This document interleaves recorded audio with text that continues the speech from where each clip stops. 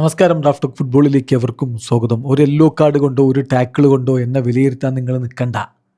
എൻ്റെ മൊത്തം കരിയർ നോക്കിയിട്ട് പറയുക. കാസമിറോയാണിത് പറയുന്നത്. ബ്രസീൽ ജപ്പാനുമായിട്ട് ഏറ്റുമുട്ടിയ മത്സരത്തിൽ ബ്രസീലിൻ്റെ സമനില ഗോൾ കണ്ടെത്തിയത് കാസമിറോയായിരുന്നു. മത്സരത്തിൽ ഫിഫ മികച്ച താരമായിട്ട് തിരഞ്ഞെടുത്തതും കാസമിറോയായിരുന്നു.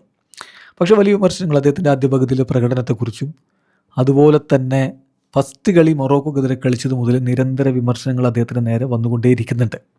അപ്പോൾ ഇതിൻ്റെയൊക്കെ ഒരു അടിസ്ഥാനത്തിലാണ് ഈ ഒരു മറുപടി ഇപ്പോൾ താരം നടത്തുന്നത്. ഇപ്പോൾ ജപ്പാൻ്റെ ആദ്യ ഗോളിൻ്റെ സമയത്തൊക്കെ അദ്ദേഹത്തിന് വേണമെങ്കിൽ തടയാമായിരുന്നു, ടാക്കിളൊക്കെ ചെയ്യാമായിരുന്നു. അത് പക്ഷേ ഡേഞ്ചറസ് ആണ് എന്നുള്ളത് കൊണ്ടാണ് അദ്ദേഹം അതിൽ നിന്ന് പിൻവാങ്ങി. ഒരു യെല്ലോ കാർഡൊക്കെ ഉണ്ടായിരുന്നു. അപ്പോൾ അതുകൊണ്ട് വളരെ സൂക്ഷിച്ചും ശ്രദ്ധിച്ചുമാണ് പിന്നെ കളിച്ചത്. അതൊക്കെ അദ്ദേഹം കളിക്ക് ശേഷം വിശദീകരിക്കുന്നുണ്ട്.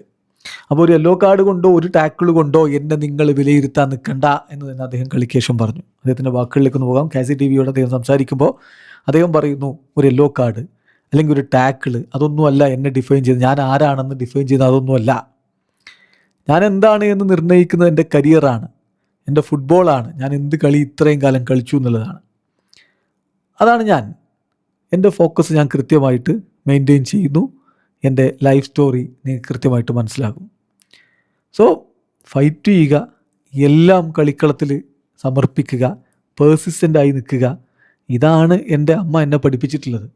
അത് തുടരുകയാണ് ഞാൻ ചെയ്യുന്നത് എന്നുകൂടി അദ്ദേഹം പറഞ്ഞു. അതായത് ഈ ഒരു കളി കൊണ്ടോ അല്ലെങ്കിൽ ഒരു കളിയിലെ മിസ്റ്റേക്ക് കൊണ്ടോ ഒന്നും എന്നെ വിലയിരുത്താൻ നിൽക്കണ്ട, എൻ്റെ ഓൾ കരിയർ നിങ്ങൾ എടുത്ത് നോക്കുക എന്ന് തന്നെ താരം പറഞ്ഞു. പിന്നെ വിശദമായിട്ട് അദ്ദേഹം കാര്യങ്ങൾ പറയുന്നുണ്ട്. ഈ കളിയുടെ ഒരു കാര്യത്തിലേക്ക് വന്നാൽ തീർച്ചയായിട്ടും ഒട്ടും എളുപ്പമായിരുന്നില്ല. Already yellow കാർഡറാണ്.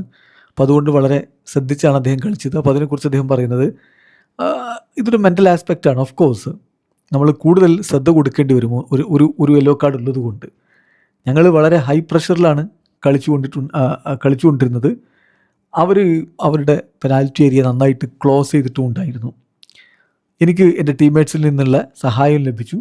ടീംമേറ്റ്സ് തീർച്ചയായിട്ടും ഈ വിഷയത്തിൽ ഒരു അഭിനന്ദനം അർഹിക്കുന്നുണ്ട്. ഈ കോമ്പറ്റീഷനിടയിൽ കളിക്കിടയിൽ ഞങ്ങൾ ഫോർമേഷൻ ഒന്ന് അഡ്ജസ്റ്റ് ചെയ്തു. പക്കേറ്റോ കുറച്ചുകൂടി പുറകോട്ട് ഇറങ്ങുന്ന രൂപത്തിലേക്ക് മാറ്റി. എനിക്കറിയാം, ഇത് ബ്രസീൽ എന്ന് പറയുമ്പോൾ എല്ലാവരുടെയും മനസ്സിൽ എപ്പോഴും കിരീടം, ലോക ചാമ്പ്യന്മാരാവുക, ഇതൊക്കെയാണ് വരിക. പക്ഷേ എപ്പോഴും ആ ഒരു വിനയം നമ്മൾ നിലനിർത്തേണ്ടതുണ്ട്. ഞങ്ങൾ വളരെ കമ്മിറ്റഡ് ആണ്, ഡിറ്റർമൈൻഡ് ആണ്. ഞങ്ങൾക്കിത് വിജയിക്കണം, ഞങ്ങളുടെ ചൈൽഡ്ഹുഡ് ഡ്രീമാണ് എന്നുകൂടി കാസമിറോ പറയുന്നു. വീഡിയോ അവസാനിക്കുന്ന ഫുട്ബോൾ ലോകത്തെ കൂടുതൽ വിശേഷങ്ങളുമായി റാഫ് ടോക്സിൽ എത്താം.